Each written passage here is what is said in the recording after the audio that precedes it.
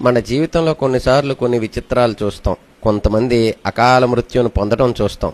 అప్పుడు మనలో కొంతమంది చెప్తూ ఉంటారు, వీడి ఈ సమయంలో ఇలా రాకపోతే బ్రతికేవాడేమో, ఇలా చేయకపోతే బ్రతికేవాడేమో అని చెప్తూ ఉంటారు. కానీ సాధ్యపడదు. ఎందుకంటే అదే విధి. దానికి సంబంధించిన ఒక కథ.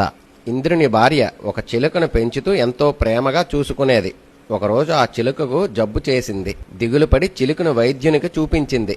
ఆ వైద్యుడు ఇక చిలుక బ్రతకడం కష్టమని చెప్పాడు. ఆ మాట విన్న ఇంద్రుని దగ్గరికి పరిగెత్తుకుని వెళ్లి, మీరేం చేస్తారో నాకు తెలియదు, నా చిలుకను బ్రతికించండి, లేదంటే నేను చనిపోతాను అని కన్నీరు పెట్టుకుంది. దానికి ఇంద్రుడు, దీనికి ఇంత ఏడవడం ఎందుకు? అందరి తలరాత్రం రాసేది బ్రహ్మే కదా, నేను వెళ్లి ప్రార్థిస్తాను, నువ్వు దిగులు పడకు అని బ్రహ్మ దగ్గరకు వెళ్లాడు ఇంద్రుడు. ఇంద్రుని ద్వారా విషయం తెలుసుకున్న బ్రహ్మ, నేను తలరాతలు మాత్రమే రాస్తాను, దాన్ని అమలుపరిచేది మహావిష్ణువు, కనుక మనం విష్ణువు దగ్గరికి వెళదాం పదా అంటూ బయలుదేరారు. వీరి రాకను గమనించిన విష్ణువు వారికి ఆహ్వానించి విషయం తెలుసుకున్నారు. నిజమే, ప్రాణాలు కాపాడే వాణ్ణి నేనే, కాని చిలుక ప్రాణం చివరి దశలో ఉంది, మళ్లీ ఊపిరి పోయాలంటే శివునికే సాధ్యం, మనం ముగ్గురం శివుని వద్దకు వెళ్దాం పదండి అన్నారు. ముగ్గురు శివుని దగ్గరకు వెళ్లి విషయం చెప్పారు. శివుడు ఇలా అన్నాడు, ఆయుష్ పోసేది నేనే, కాని ప్రాణాలు తీసే పని యమధర్మరాజుకి అప్పచెప్పాను, మనం వెళ్లి యమధర్మరాజును అడుగుదాం పదండి అంటూ అందరూ బయలుదేరారు. ఇంద్ర, బ్రహ్మ, విష్ణువు, శివుడు